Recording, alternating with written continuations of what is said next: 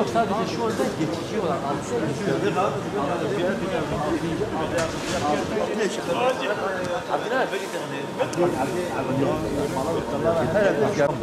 Sadece sen.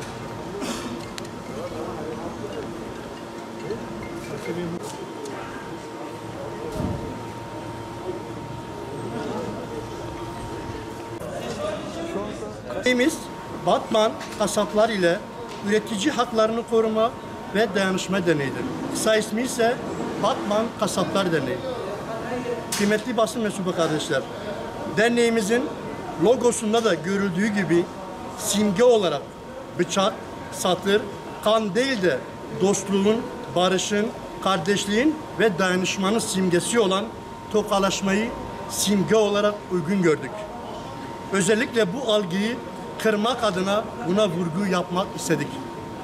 Arkadaşlar, derneğin amacını şu cümlelerle özetleyebilirim. Dernek, kasaplar arası birlik ve beraberliği sağlamak, daha iyi hizmet verebilmek, kasapların haklarını korumak ve dayanışmayı sağlamak.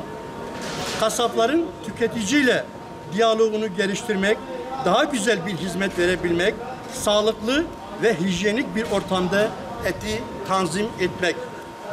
Kasaplar ile üreticiler arasındaki dayanışmayı sağlamak, üretici haklarını koruma altına almak ve üreticinin zarar etmesini engellemek amaçlarıyla kurulmuştur. Kısacası derneğimiz üretici ile tüketici arasında köprü görevini üstlenmektedir.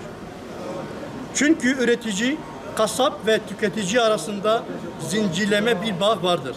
Örneğin üretici zarar ettiği zaman kasaplar da pahalı et almak zorunda kalacak. Haliyle kasap da eti yüksek fiyatla tüketiciye vermek zorunda kalacaktır. Bu sebeple derneğimizin asıl amaçlarından biri de üretici haklarını koruyup hükümet yetkililerine seslenip besicilik yapan çiftçilerimize yem desteğini sağlamak için girişimlerde bulunmaktır. Şu an mevcut şartlarda besicilerimiz zarar etmekteler. Emeklerinin karşılığını almamaktalar.